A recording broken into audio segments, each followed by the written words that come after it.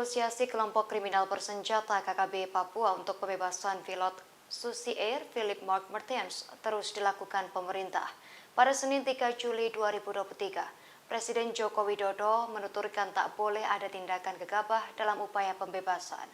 Sementara itu, KKB di bawah pimpinan Egyanus Kogoya mengancam akan menembak Martens pada Sabtu 1 Juli 2023 lalu setelah berakhirnya batas negosiasi yang mereka berikan. KKB merilis video pernyataan Martens ia bakal ditembak. Eksekusi terjadi jika pemerintah tak kunjung berunding soal kemerdekaan Papua. Presiden Jokowi mengklaim pemerintah sudah melakukan banyak upaya pembebasan. Sementara nasib pilot Susi Air kini tengah berada di ujung tanduk. Kepala Staf Kepresidenan KSP Muldoko berujar pemerintah tak akan gegabah dalam membebaskan Martens. Menurutnya TNI masih menggunakan soft approach dalam operasi pembebasan Martens. Kepala Pusat Penerangan TNI Laksamana Muda Julius Wijoyono menegaskan TNI tetap membuka komunikasi dengan KKB. Namun TNI menghindari permintaan KKB terkait senjata dan kemerdekaan Papua.